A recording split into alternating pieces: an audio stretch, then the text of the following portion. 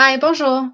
Welcome to the new video series that we've developed to help provide you with information and support to help you navigate the challenges of the COVID virus. My name is José Farah, and I'm the Business Development Officer of Entrepreneurship for the City of Greater Sudbury and the coordinator of the Regional Business Center. So we're seeing that the COVID virus is having an impact on all areas of our lives, including the financial market and our own personal investments. So today we've invited Mark Leliev from Edward Jones to talk to us about what's happening. So thanks for joining us, Mark. Hi, Jose. Thanks for having me. So can you start by telling us a little bit about what's going on with the market? Yeah, no problem. So, at the beginning of the year, the markets really followed the trend of 2019, which was a very good year. And however, the spread of the coronavirus, also referred to as COVID-19, we've started to see a widespread market uncertainty, which has caused the markets to decrease. Okay. Uncertainty is for sure. I know that I went and I logged in and I checked in on my investments, and I could just imagine how busy you are because the first thing I did was I reached out to my financial advisor.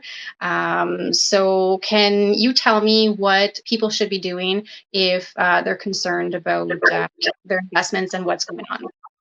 Absolutely. What you did is not uncommon. So first, we got to remember why we are investing. With the market decline, people will be tempted to change their investment strategies, but they really need to keep in mind, first and foremost, what their financial goals are, such as comfortable retirement, which is long-term in nature, which is a longer shelf life than the coronavirus. So if investments have established a long-term strategy that's appropriate for their needs, they should just stick with it, no matter what today's headlines are. However, individuals who are particularly concerned over the current results of their investment statements might want to evaluate their risk tolerance. If you truly are worrying over what's going on in the markets, it's possible your portfolio is positioned too aggressively for the amount of risk with which you're comfortable with.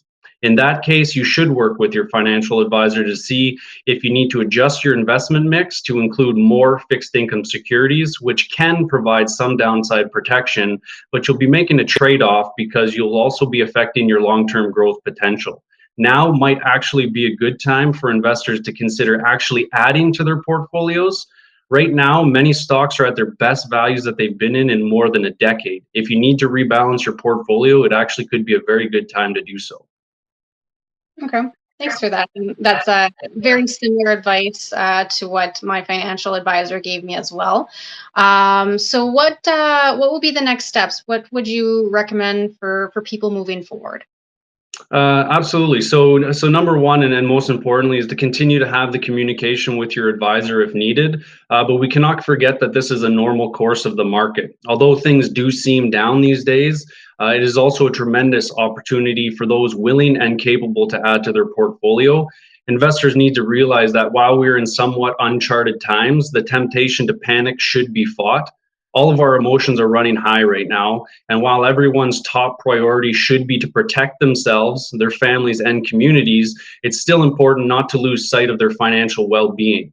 And for that, the best thing of that all of us can do is to look past these short term downturns and maintain the discipline to keep investing in all types of markets, which most people should be planning for, anyways. Great, thank you for that. And it is important for us to keep in mind of our financial strategy. I know that's easier said than done. I know that personally. But thank you so much for sharing and for joining us today. This is our third video of a series of videos that we'll be releasing throughout the next couple weeks. So do check out our Facebook page, the Regional Business Center's Facebook page, as well as our YouTube channel for past and upcoming events. And thank you for watching.